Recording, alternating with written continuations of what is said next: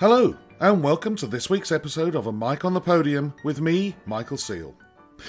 Before we start, I want to thank my latest Patreon subscriber, Colin, for his support and all my other Patreon subscribers for their continued support. This podcast would struggle to continue without them, and my Patreon page is quickly becoming a great place to hang out and talk about the world of conducting. There'll be more about my Patreon page later on in the episode. Today, I conduct a conversation with an Israeli conductor who studied and assisted Daniel Barenboim. He spent the early part of his career having positions in opera houses in Israel, Austria and the United States, but since 2014 he's been principal conductor and artistic advisor at the West Australian Symphony Orchestra in Perth. It's a great pleasure to welcome Asher Fisch. Asher, wonderful to meet you and to see you. How are you? I know you've had COVID recently. Yeah, but 2 hours ago I tested myself negative out of my 10-day quarantine with COVID, so I'm good. Brilliant news. And you didn't suffer too badly with it? No, it was just like a little cold, like they described it with all my vaccinations. Good. I always go right back to the very beginning of your musical life, and I read that you're a pianist. And I wonder whether the piano was where you started with music and whether you come from a musical family. How was music as a child? I come from a musical family, but I don't know if there are any musicians in the background because German Jews in Germany before the war, they couldn't pursue, they couldn't study, life was disrupted. So we don't know if anybody played or anybody was a real musician, but they love music. I grew up on 78 records of Brahms and Beethoven mostly. A lot of beats. Wow. Yeah. Well, I mean, it's amazing that you come from that background, and of course, I'm not surprised that you don't know whether the musicians were there in the background. We don't know. They love music, but all German Jews, there's a word in German called Bildung, which doesn't exist in English. It's like general education for a child, and that had to include music. And that's why my brother and I played, and all the kids in the neighborhood of the German Jews, the Yekes, we all played something, yeah. And when did you start the piano? I started mandolin and recorder in school, and even the accordion for a while. So kind of late for a pianist at 10. Yeah. Well, I started the violin when I was 9, and that was my first instrument. So, we can catch up if we love it enough. I think that's the simple answer. Yes, but I think this probably has to do something with the fact that I quite early on realized that I was not going to become a pianist. I started a little bit too late, I think, for that.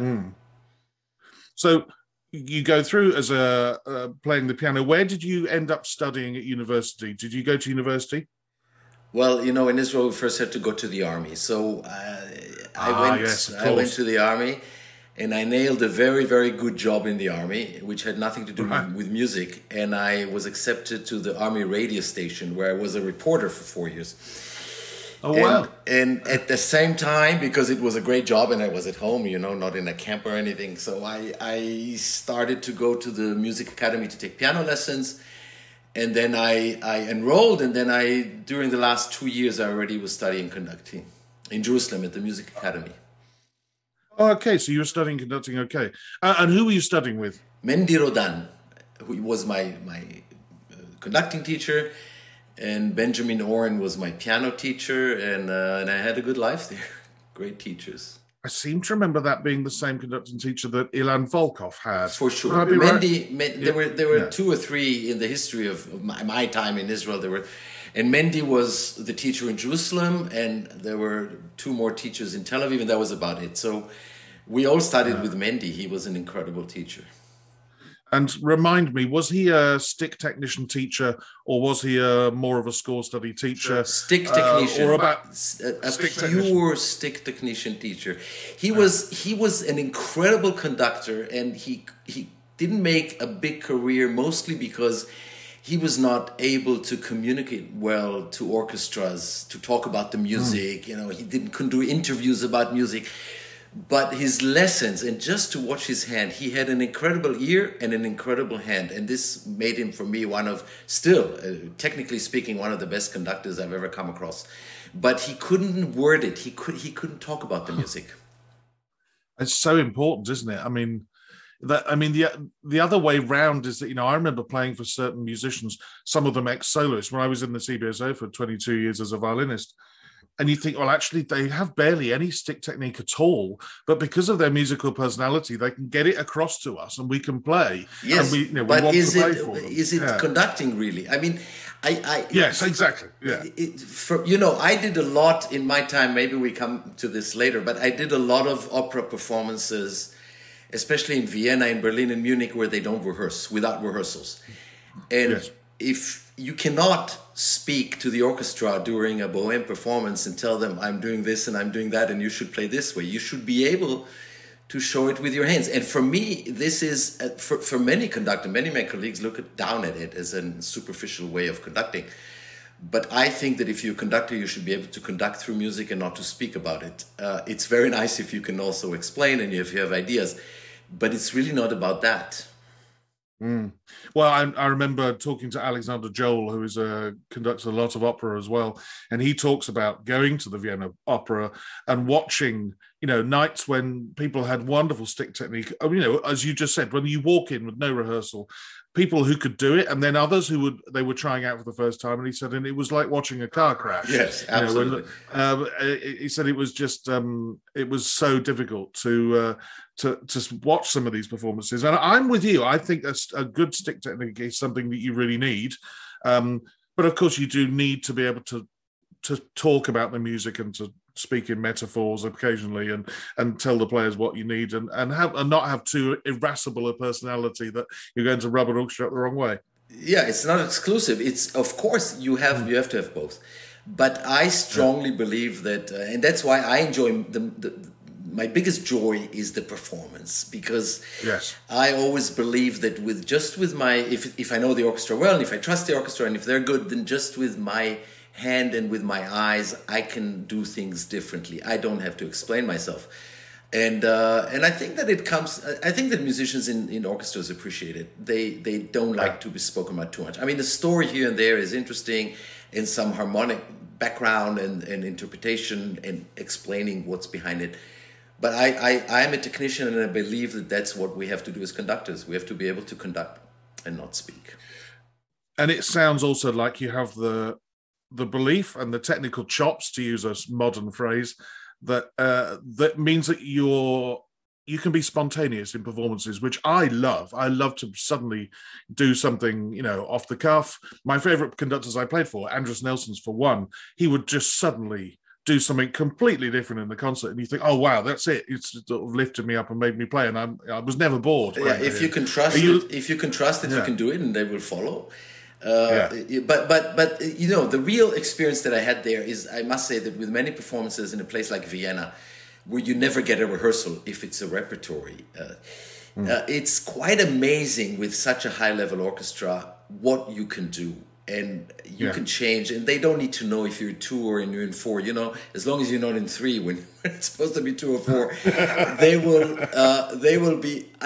understand. And you develop a technique that shows that. So if I go between 2 and 4, I transition. I don't suddenly stop the 4 and go into 2. And I do a lot of transitional work where I imply with the way that I transition from one beat to the other, that everybody understands where I'm going to. And when I teach, and I love to teach in masterclasses, this is what I concentrate on, because I see a lot of young musicians who know a lot about music, but as you said, the chops, it's just not there.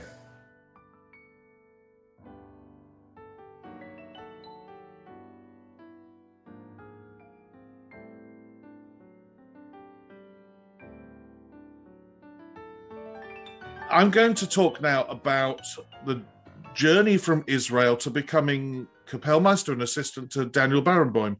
Were you looking to go into the German Kapellmeister system? That famous system where you need a lot of pianism skills. Actually, how did you I was involved with the Israeli opera since it was established in '85. And I was a pianist there and an assistant conductor, and I definitely was going to take the opera route because I could play the piano, and this helped me. but I never thought of, I never did anything about it. Daniel came to Israel. He did a concert with a series with the Israel Philharmonic, where he played the Mozart G major concerto and conducted the Das Lied von der Erde, the Song of the Earth by Mahler, and he got sick. And there was no one around, and he asked who could do it, and they said, well, there's a guy in the opera, but we don't think he can do it. But we met because I played the piano rehearsal. He had a change of singers. So I played a piano rehearsal, and we chit-chatted a little bit. And he said, yeah, he should do it. So, Radu Lupu happened to be in town and free that evening. So, so he jumped in for the concerto. He played a different concerto. And then I did the concerto with Lupu and Das Lied. And then Daniel invited me to join him in his new position in Berlin in '92. And that's how I got to Germany. I have to ask, had you conducted Mahler's Das Lied von der Erde before? No way, where? No, I've done my repertoire. Because, I mean, there are bits in the last movement that I think, I'm trying to remember who it was, said that they thought it was unconductable. Maybe it was Mahler himself. I can't remember who it was. It's definitely conductable. I'm doing it next month again. I've done it quite a few times since. And somebody recorded the concert, not a good recording, but I have it. And it's together. It's okay. It seems to be the piece. I remember Simon Rattle going ill, and Daniel Harding, a very young Daniel Harding, jumping in with us in the Châtelet Theatre in Paris doing Das Lied. And I seem to remember him telling a little white lie about saying he conducted it before and he hadn't. But yeah, he did wonderfully well. The Israel Philharmonic called me at 6 p.m. on the night of that concert, and they said, well, we don't think that you can that you should conduct the Das Lied. Why didn't you do New World Symphony? I said, I haven't conducted any of the two, and I much rather conduct something the orchestra has been playing for a week than something they've not been playing, and I don't feel comfortable in. So luckily I insisted, and it was the Mahler. Brilliant. So you go to the Berlin Staatsoper and assistant with Daniel Barenboim. I've spoken to Oma Mia Welber, who also works with Daniel Barenboim as well. What was working with him like? I mean, he said it was a very immersive experience from, you basically learn so much from Daniel. What was it like for you? Look, I had good teachers before, but really everything that I know about music is from Daniel. If you spend 3 intensive years, 12 hours a day with him, you learn everything about everything, and still after this you feel like you know nothing because he knows so much more. He's unlike anybody else in the world today. I mean, I think if we lived in Mozart times, he would have been Mozart. He is just that.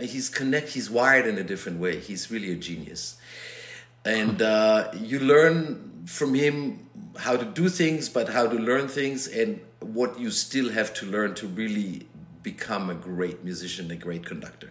And it's impossible because it's an ocean of information. He just knows everything about anything: singing, cello playing, violin playing, flute playing, harmonies, French, Russian, German, you name it. He's the dictionary definition of a polymath, somebody who just knows everything about everything. He's the one, and I learned most by playing rehearsals for him when he was conducting and I was playing, and especially when we had coaching sessions. So it was just me and him and a singer in the room, and these were priceless. It's what I learned there, and of course I try. Of course, we all work. Everybody who worked with Daniel is working a little bit the way that he works.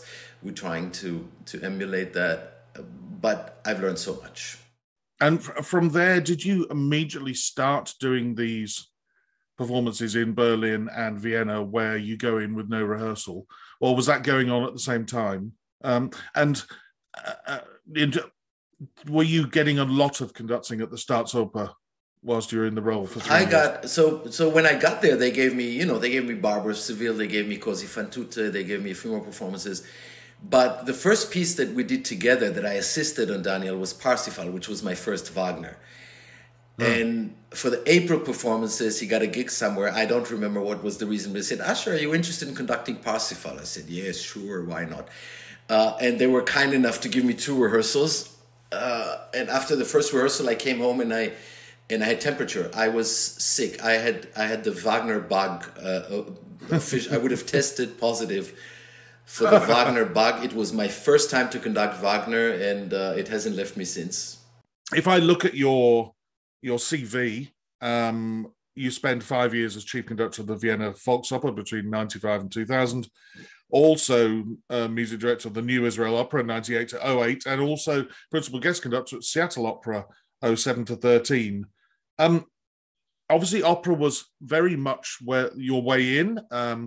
How soon into that were you starting to get symphonic work with guesting with orchestras, or was it almost exclusively opera at the very beginning? No, again, if you work in Berlin with Daniel Barenboim, the huge advantage. First of all, he's the one conductor who pushes all of his assistants. Everybody who assisted him has made a career. And that's because of him. It's not only because, it's not because other assistants were not as good. They just didn't have the catalyze, somebody who really catapulted you into your career. And of course, it meant with Daniel Barenboim, it meant playing the piano, it meant conducting opera, and it meant conducting symphonic concerts. So I started at the same time. But since I had the capacity at the opera and I felt that I had the technique, I started to do these. When I went to Vienna, my contract included 15 performances a year at the Staatsoper, and that's how I started. And then I started to go back to Berlin, and then Munich came along, and that's how I started to do a lot of repertory. Well, it leads to my next question, which is, before we go to Australia and your current job as principal conductor and artistic advisor with the Western Australian Symphony Orchestra, if we look at your commitments in Australia and also your history of being an opera conductor, and therefore I'm assuming you're probably going to want to do a couple of productions a year, what sort of percentage of the time are you looking at fitting in opera around Australia, and also guest conducting new orchestras or old friends? How do you see, obviously away from COVID, how do you see a year panning out for you in an ideal world? Well, it used to be 70% maybe opera and 30% concert, and now it's even more than 50% concert because of my position in Australia. And in Australia, I don't do opera. I mean, I will go and do something in the future. But basically, I do only concerts. We do some opera and concert. We did Tristan. We did Fidelio. But if I go to Sydney or Melbourne or Brisbane, other orchestras, I concentrate on symphonic repertory. And since I'm doing less and less repertory as just jumping in to do evenings, then I do 3-4 productions a year, and the rest is concerts. Yeah. So you now try not to do those one night jump-ins. I see the sort of, if you asked me before about going through the Kapellmeister route, I see this graduating into symphonic work. Yeah, I know exactly what you mean.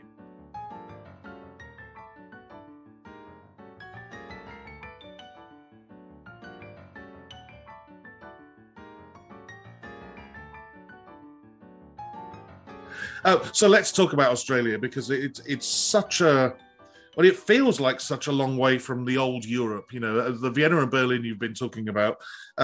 It's based in Perth. You started in 2014. You've just had your contract extended to 2023, I read. What's the orchestra like compared to Israel or to Europe? What are their working practices like? How often do they work? And what can a conductor expect if they were to go and guest conduct the WASO? I'll tell you that my job in Australia I'm having a blast there. And just because it's so far away, unfortunately, people don't really know what's going on there. So this is a fantastic orchestra. I keep saying that they, for me, are the perfect mix between British musicians and American musicians, in that they are extremely efficient, they are great sight readers, they will always come 100% prepared. But unlike the Anglo-Saxon world, as part of the Anglo-Saxon world, but they're much more laid back, they're much more relaxed. So they're very, very disciplined. The rehearsals, if I stop the baton, when I used to stop in a rehearsal in Israel, the practice was I couldn't get the musicians to shut up. So I would scream, shut up before I would beat it down.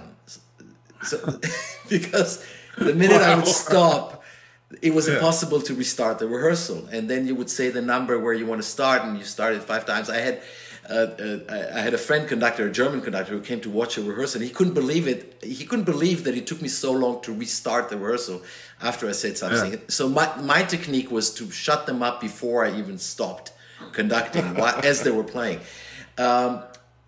And Australia is a dream. It's just, and it's not only Perth.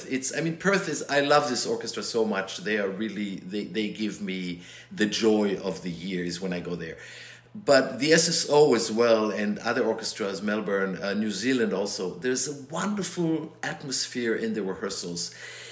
And you can get everything you want. They really play on the highest level. The brass is exquisite. The woodwind playing, it's all fantastic. It's just too far. Yeah. Well, we have something in common, because we've probably conducted countless concerts, both of us, with the same concertmaster or leader. Because, your leader in Perth, Australia, is Lawrence Jackson, who used to be leader of the CBSO. And I countless concerts I've conducted where he led the orchestra, but also as a soloist. I conducted the Mendelssohn with him, the Brahms with him, the Brahms double with him, and I'm probably leaving many things out. What sort of addition has he been? I know how good he is, but what's he? How's he enjoying life in Perth? He's been, well, what you know about Lawrence is that he's the perfect concertmaster, because he never gives up, to me anyway. I don't know. We've had a wonderful relationship, but I'm sure that before as well. He's not one of those concertmasters who give the conductors the feeling that they know better and that they can do it better and that the orchestra knows better. He's really out there to help. It's his personality. Yeah. And he has made a profession and an art out of the profession of being a concertmaster. And he transformed my strings, not only the violins, but the entire string section, and as the orchestra, because they look at him, they all look up at him, they know how good he is. And he has the love and the support of the orchestra. And for me, it was great that he decided that Birmingham was too rainy for him and he didn't want to retire there. And life of a musician in England, as you know, is really hard. And he wanted to be in the sun. And we were lucky to be the ones who were just looking for a concertmaster. He came, he liked the orchestra, and he stayed with Sarah, his wife. And he's been a great addition. And as I said, he really transformed the sound of the orchestra. Yeah. And what's interesting about this is, for the listener, is that you sort of mentioned, in the UK, those sort of leaders are now retiring or have retired. This old school of concertmaster or leader where the scroll was constantly leading and bringing in everybody, almost as if to say, ignore the guy with the stick or the lady with the stick, come with my scroll, because they don't know what they're doing. And more often than not, one or two I can think of in particular who now have stopped playing, that they could be quite, in their questioning, quite aggressive, if that's the right way of putting it. I think intimidating. Intimidating is the right word. Yes. Aggressive, yes, but it can be even. Yeah. It can be oppressive, but not on the surface. But it's very intimidating, and there are very, very few concertmasters who really give you the feeling, we're here to help, and you just do what you need to do, and I will help you convey to the strings. And Lawrence, exactly. And Lawrence is definitely one of those. And what he does through just playing the violin so wonderfully and sort of giving everybody a comfort blanket around him, when he asks you a question, you take it very seriously. Absolutely. When he makes a point, you take it very seriously. And Lawrence comes to me before concerts, to my room, knock, knock. Yeah. And he says, Asher, can you please... And I know that if he makes a specific request about a beat that they need, an entrance, a different tempo, I will do it. I will, in 99% of the time, do what he asks for, because I really know that he wants me to have a good concert. He wants us to succeed. And if he gives me a piece of advice, I take it. Yeah. Well, I think the last time I conducted him before he left to come to you, we did 2 performances of the Eroica, 24 hours apart, Beethoven's Eroica Symphony. Yeah.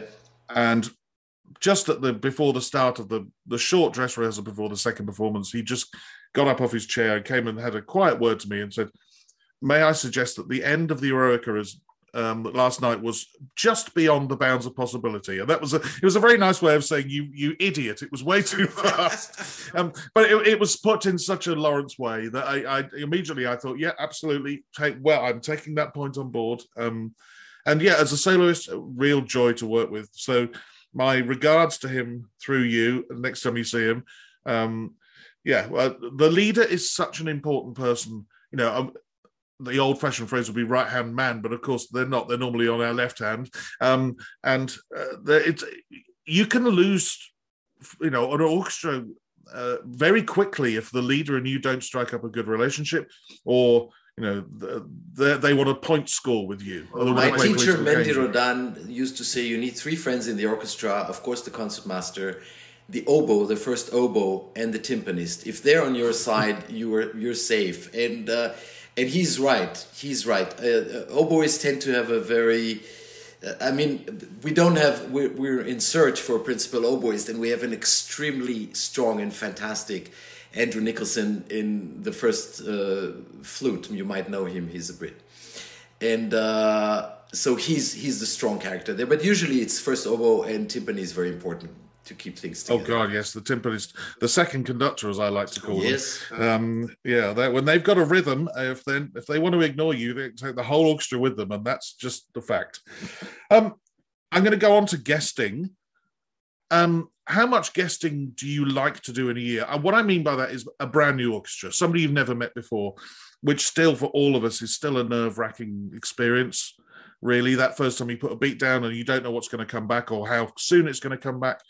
When you do that, do you have any strategies or any programs you like to take the first time you go somewhere? Or is it something at the moment you're not that fussed about doing? I'm not so fussy about doing it anymore. I did it so many times, especially in the United States, dozens of orchestras. Every time going to a new orchestra is a struggle because... Look, it's a long story, but basically the problem is that careers of conductors are decided by orchestras nowadays. They're not decided by managers and impresarios and critics. It's the orchestras who decide who gets to go on. Because, they do, in America, they do the surveys. It's really official. If you don't pass the test of the orchestra, you will not be invited again. If you're not invited in one place, then the word goes around and you're not invited in other orchestras. And so inevitably you go there trying to make the orchestra like you. And that's, for a conductor, is a very bad start. Because if you conduct in a way that you want to be liked by an orchestra, first of all, you will not do anything that is personal and different. So they're not going to like you anyway. And secondly, and more importantly, is that you always compromise. You revert to the mean. You go into the style that the orchestra is offering you, and you're not really being the boss and trying to do what you really believe in. And it's a very tight rope. I find it an extremely difficult thing to go to a great orchestra, let's say Chicago Symphony, and to be yourself for the first time. Everything you bring, they've played 100 million times with the greatest conductors. They know it. It's a problem. So what do? You do it. You have to do it. You can't. And some conductors succeed in doing it. I learned that, for example, you have to go to an American orchestra with a very different mood, in a very different state of mind than if you go to a German orchestra or an Italian orchestra or a Japanese orchestra. It's all different. The Germans don't mind if you're a little bit assertive and you demand things and you don't show them that they're the absolute best in the world.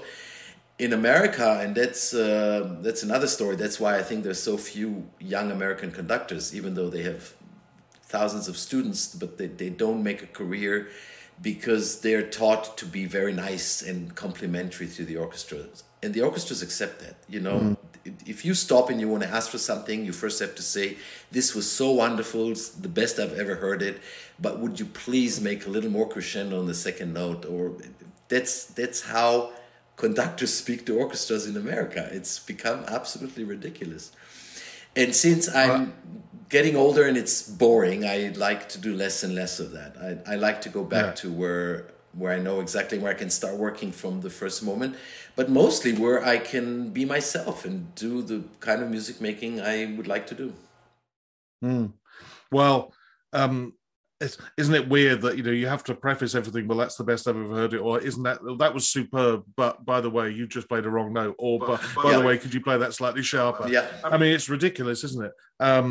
I mean, it doesn't mean that you have to be, the opposite, which is go straight out and just be blunt. There are nice ways of putting things, and there are ways of being. But going back to being yourself, I couldn't agree more. I fell foul of this the first time I worked away from Birmingham, and I worked in Germany. And I just tried to please everybody. And the whole week was just disastrous. And I flew home back from that first concert away from the UK thinking, right, next time, just do your thing. If you're good enough, there'll be enough people out there who like what you do. Exactly. And if it doesn't work with one orchestra or with 8 orchestras, it will work with number 9. And then you will find the orchestras where you can work and they're happy to work with you. And then you will be much happier. And that's what I'm trying to do now. I'm trying to really concentrate on.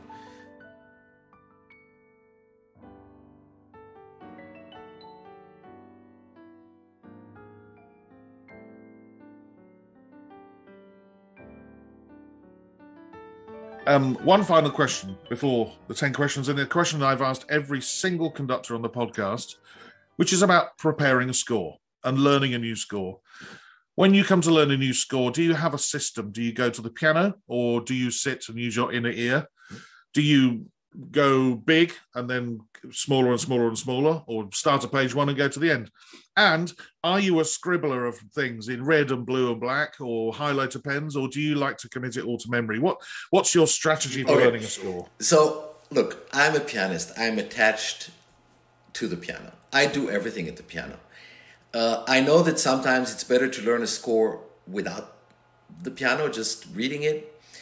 But for me, learning a score is a visceral thing. I need to feel the music in my bones. I don't know how people conduct when they cannot play the piano. If they cannot play in the Eroica second movement, the triplets in the left hand against the oboe melody in the right hand. I just don't know how you put it together if you can't actually do it on a piano. So for me, it's all from the piano. Opera, I start as the composers did. I start with the vocal score. I buy or download the vocal score, and I work only from the vocal score when I feel that I know the rhythms and I know what Verdi wanted at a specific page. Then I go, as Verdi did, I go to the orchestration and I learn the orchestration. I try to put it on top of that's my approach in opera. In opera, especially in traditional opera, you cannot go to do a production without listening to recordings because of the traditions. You just, you can. If you're Daniel Barenboim, then you can do whatever you want. But if you're going, especially if there's little rehearsals or few rehearsals, or if you're going to Italy and you're not going to do something, you're going to do something Italian opera and miss a very famous fermata stop, you'll be out. So you have to listen in opera. And so in opera, from small to big, and as when I was young, and I wish I had my brother next to me. He lives in the United States. Everything I learned was from four hands. We played the entire symphonic repertory the way they used to learn it in the beginning of the 20th century, which is four hands, used to play together. And that's the best way, because like this you can get in most of the notes, if not all the notes, for classical symphonies, definitely romantic repertory. But I played everything. We played, I was thinking about it the other day, I played Mendelssohn Violin Concerto, a four-hand version, where I used to play most of the violin part and my brother most of the orchestra part. But that's how I learned. So it's piano. I'm a pianist, I'm attached to the piano. And there's a myth in our business. How much can conductors really hear when they hear a score? And I know there are different levels there, and probably somebody like Pierre Boulez could hear the score entirely. But can you hear it in tempo and and feel the inside rhythms inside in real time? and I find it very hard to believe that a lot of people can do it. I can do it, but it's slow, and I have to put it together, and I have to hear the harmonies and slowly put it together. But at the piano, I just put it down. I'm a very good sight reader, so I put it down and I read. And do you make markings? Are you a marker-upper? I'm very well known to have 0 markings in my score. My scores are virgin. There's not one marking in my scores.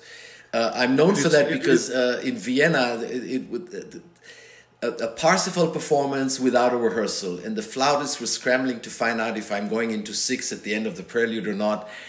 And they came to my room and I was not there, and my manager was there, and he allowed them to open my score, and they couldn't believe it because, especially my Wagner's short scores, which are holy, you know, I don't put anything in my scores. I will put in pencil if I promise an orchestra to do something in 2 or in 3, and just not to forget. Especially if I tell them I do something in 3, then I will put in small pencil. But I've never used a color ever in a score. Well, it's been a long time since I had somebody who didn't write anything in. And for a long time, it was sort of 50-50 at the beginning of the podcast. And then the marker-uppers took over, the Red, Blue and Black Brigade, of which I am one. I hold my hand up. And the problem is I would mark it. There are 2 reasons I don't do it. One, I'm lazy to sit there and, you know, sharpen my pencils. But mostly it's because when I have a red dot on my score, that's all I see when I look at the score. I don't see the music anymore. You probably know that some conductors, this is really the case. You cannot see the score under the markings. And they conduct the markings. And I really try to honestly read the score if I don't have it memorized. In a performance, you know, I look at it and I want to see the notes. I don't want to see anything else.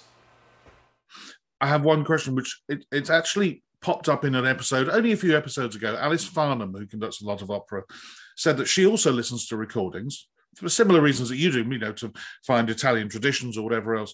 But she tries to listen to recordings of live performances because she says that, you know, if you listen to a recording that's done in a studio and, you know, an aria is taken at a particularly slow speed, sometimes that speed is actually unobtainable in a live performance because the singer's got to come back and sing again in the aria, in the first act or whatever. Whereas when it's a recording, they can just record that aria and then go and have a lie down and not sing again for another 2 sessions. Definitely. Do you do that? Definitely. Well, I don't. I try to listen very little because the problem is in opera is that you can have the music in a certain way and it can be a fantastic way in your mind. It never translates with the singers you have. And I have, this is as a principle, I do not decide a tempo of an aria because before I know who is singing it. Because different singers have different weight of voice. Some are heavier, some are lighter, some have longer breaths, some have shorter, some have coloratura, some don't. Some just convince you, but some have done it a million times and you never did it. All of these could be reasons why I will not decide on a tempo. And I've conducted very famous arias in entirely different tempi because I had different singers at hand. And I think, again, it's like stick technique. We're interpreters, we're not composers. You know, we are to interpret with the forces that we have for the performance. And that's what I always do. Are you fascinated by conductors and conducting? And would you like to learn a lot more about what we do and how we do it? Well, you can find out all sorts of secrets, tips, opinions and much more on my Patreon page. You can hear interviews with musicians, composers, soloists and managers and hear their thoughts on conducting and conductors. You can read my diaries when I go on guest conducting trips. You can take part in group meetings with other like-minded conducting fans. You can read articles on conducting and conductors, and you can even have conducting lessons from myself. All of this is available at patreon.com/Mike on the Podium, and from just £5 a month, which is less than 1 pint of beer in most cities across the planet, you can gain access to this ever-growing resource on conductors and conducting. Details and links to the page are in the show notes attached to this episode. Now, the all-important 10 questions with my guest, Asher Fisch. Asher, it's time for the 10 questions, and I always start with, What sound or noise do you love, and what sound or noise do you hate? I love, since my childhood, the sound of rain, just because we never had any in Jerusalem. And I was always waiting for the sound of rain. And until today, my body, my molecules get in order and they're all cheering when they hear the sound of rain. And the one sound that I cannot stand is fingers of a guitarist going over the strings with the left hand. Oh, I know that sound. I think of it now and I get shivers. I only have to imagine this sound and it puts me off. I don't know what it is, but that's the one sound I hate. It's a weird sound. It's difficult to describe. It's a sort of mixture of sweat and finger up that string, and you can hear it's the vibrations between the finger and the little grooves in the string. I also get it in mandolin playing. Yeah. Not in less in string instruments, but especially with a guitar. Horrible. Yeah. Yeah, it's a funny sound. If you had 24 hours free, what would you spend it doing? Look, for me, other than music, the culinary world is my world. And the best things that I've done on free days is ask for the local orchestra or opera to arrange for me a day in a kitchen of a very good restaurant. And I did it a few times, and I should do it much more because these are happy days. It's a joy to do that. I have a friend of mine, he's a dear friend, Alistair Malloy, who I know listens to this podcast, who's a percussionist, but he's also a presenter of family concerts and schools concerts. And he's worked a lot in the Far East. And he was telling me that on a day off, he went off and did a Malaysian cookery course somewhere. And he said it was one of the best days off he's ever had. Just turned up at this place and just learned to cook some Malaysian food. Yes. And I'm a terrible cook, but I love food. And so, that sort of day interests me greatly. Really, it does.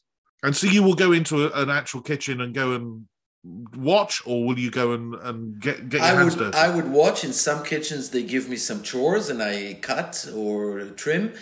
But I really I'm snooping around, I'm smelling, I get to taste, and they treat me nicely because they know that I'm a conductor who's coming to spend a day in their rain, and it's great. I've learned a lot. It's wonderful. In that case, I'm looking forward to the answer to question 10. I always look forward to the answer to question 10 anyway, but I'm looking forward to it even more now. Number 4, back to music and conducting. Can you name a favourite conductor or conductors of yesteryear? It's a cliche, but I must say that Carlos Kleiber is, for me, the concert. Carlos Kleiber conducting the Vienna Philharmonic in New Year's concert is, for me, the best piece of conducting out there. And there are many, many other good things, but this is just beyond. This is something where I can't really explain how it's done. It's great. Yeah. Well, I just recently conducted my first New Year's concert of Strauss waltzes and polkas. Congratulations. 790 concerts into my career. It was my first one. Fantastic. And of course, the first place I started was to watch both of the Kleiber New Year's Day concerts. And after you've got over the depressed state of thinking, well, I can never do anything like that. But then you start listening and start thinking, well, that's, it's the idiom and how it is. And, and I try to forgive, but then you get to certain moments of Fledermaus Overture and all I can see in my mind's eye is Carlos Kleiber conducting. Yes. Yeah, exactly. It is a cliche, and so many people have given that answer. And my answer to anybody who complains to me on Twitter or Facebook is, all of the conductors pick him because we conductors think he was the best. So there we go. Don't complain. If we keep saying it, there must be some truth. No, I'm honest. I love a lot of Bernstein. I love a lot of Karajan. There's so many great things. But the one thing that blows me away is Carlos Kleiber with Vienna Philharmonic. Yeah, absolutely. Now, question 5 is possibly harder, though I don't think in your case it will be because of who taught you. No, they were both born in Buenos Aires. so therefore, I'm assuming your answer to your favourite conductor. Look, it's not a question of favourite. I can tell you, knowing Daniel Barenboim, knowing him very well, I can tell you that there's no one in the world who comes close to the capacity. I'm not speaking about taste, or of course one piece can be better done by somebody else. It doesn't matter. But the capacity to be able to conduct all of Bruckner's symphonies this week without the score, and by the way, sit and play 32 Beethoven sonatas and all of Mozart concerti, and let's not forget Chopin nocturnes and Mendelssohn songs without words, and all of Wagner operas at the same time. I mean, nobody. And then know the instruments and the orchestras and the material. He's just a genius. And he's the best living musician for me, hands down. There's no doubt about it. Well, you gave the same, almost identical ringing endorsement that Omer Meir-Welber gave, and it was very similar. If you work with Daniel and then you see what's around and you meet other conductors and musicians, look, I've seen him teach Lisa Weilerston a lesson on the Elgar cello concerto. He did not have the score in front of him. He gave her every fingering, every bowing, every bar interpretation on an entire concerto, which he has not done probably since he's done it with Jacqueline Desplat. The man is just, you can't describe in words what he knows. What is the hardest work you've ever conducted? It would have to come from opera, because I've realized that the difficulties that opera add to the concert work really make it sometimes almost undoable. The hardest thing I've ever conducted is coming in 2 years, and that's King Lear by Riemann in Madrid. And I think that's going to be the hardest work I've ever conducted. But I'll explain why I think something like Wozzeck is right up there. If you do the 3 orchestral pieces, Opus 15 by Berg, they're the same music as Wozzeck, but they're doable. They're not so hard. The minute you have opera, you have the stage, you have singers, you have a chorus, you have staging, it makes a piece like Wozzeck, to really do it well and to make it matter of fact and very natural sounding, is probably the hardest opera I had to do. But I think that King Lear tops that, so we will see in 2 years. Yeah. Well, I agree with you that everything that is added on top of just the music and the singing with opera, the staging, it can be the lighting, it can be working from a pit, or the different, it adds so many layers of complexity onto what you have to do. And then you go and conduct on a symphonic stage again, and everything feels remarkably easy. Absolutely. The Rite of Spring is a very easy piece to conduct if you do this kind of repertory in the theater with singers. It's just so much more complex. Now, question 7, dear listener, it's been a while since you've heard this, but each conductor is told that they're not allowed to say passport, baton, phone score, or suitcase. And so I shall ask you, Asher, when travelling abroad to conduct, what item could you not leave home without? I couldn't understand why you didn't allow me to say iPad. It's definitely iPad is the one thing that now you have to understand, for listeners, this is very important to understand. I think since the days of traveling composers, since Mozart and Beethoven, the greatest invention for conductors is the iPad, because as a pianist and as an opera conductor and concert conductor, I used to travel with 20 kilos of scores. I used to travel with the opera I was conducting, with the concerts I was learning, and with all my piano music that I wanted to keep practicing. Which, of course, I couldn't do, so I had to give up and leave stuff at home and try to borrow things. Now I have my entire library in a piece of metal and glass. And I cannot tell you what a relief it is. I have my entire piano library and all my scores on an iPad. And I go with the iPad and I have it all with me. And with the same little piece of metal and glass, I can watch movies and I can read any book that I would like to read. Because, of course, if you carry 20 scores, you don't carry books on top of those. So the iPad, I could leave home with anything but my iPad. I'm going to allow iPad because I had to put some rules in front of that question. Otherwise, I thought I was going to get the same answer every single week, which was going to be iPad, iPhone. Oh, but iPad, I have to iPad, explain iPhone. why. I mean, I can travel without my phone. I'm good without my phone. I don't talk a lot on the phone. Of course, it's very convenient. But the iPad has changed my life as a musician. It has made it easy for me. You asked me about marking scores. Just think of the fact that you can have 2 scores, one marked and one unmarked. Yes. In the same iPad. Absolutely. What a great thing. You know, nobody would travel with 2 scores, one with markings and one without. Use the one with the markings for the rehearsals and then open a new clean score for the performance. Things that we never used to do. We spoke about forehand music. Where to find all these things? I need now a Bruckner Symphony. In 2 minutes, I have a Bruckner Symphony forehand edition. And I can sit down with a pianist. And with 2 synchronized iPads, we can even have our own parts. It's just such a revolution. Well, that's why I'm going to allow it, because the listener ought to hear the fact that, yes. No, but honestly, other than that, and my passport, I need my passport and my credit card and my iPad. Other than that, I can always manage. And with a credit card, you can always buy something. Yes, of course. But yeah, the listener ought to know that, yes, it's revolutionary. I just didn't want everybody to give the same answer. And I've had some very interesting answers, but I've also had, dear listener, quite a few complaints about this question as well. Why can't I say iPad? So, but I'm going to allow it. We're in the 90s now, so it's time to relax and let you have it. Number 8. What is the one thing you would change about being a conductor? The answer is it's a fantasy, and maybe in my lifetime it will happen, but I think that we have to get rid of the format of concerts today. I think it's bringing classical music down. I think that we have to think of something completely different.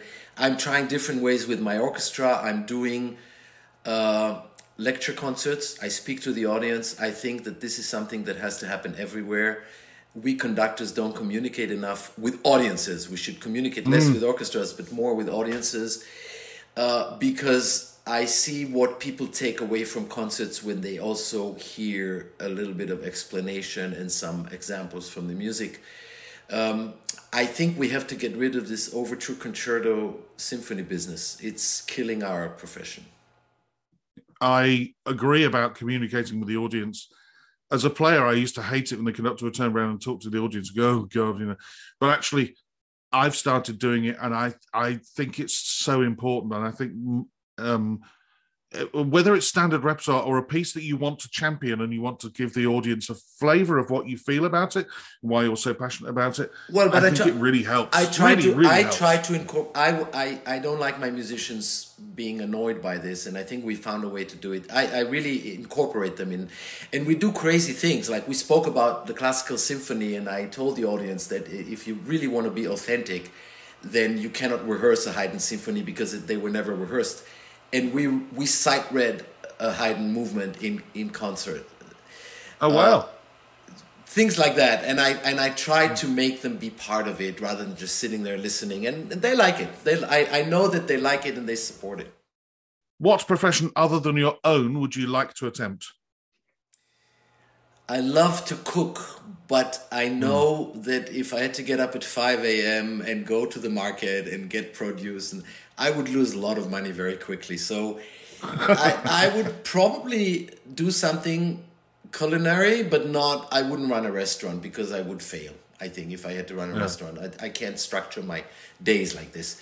But something with food, I would maybe cook sous vide and distribute it in the world, or import Dungeness crab from Seattle to Munich, something crazy. Yeah. Well, you've mentioned food twice now, so it's come to question 10. And if the world were to end tonight, what would be your choice of final meal and drink?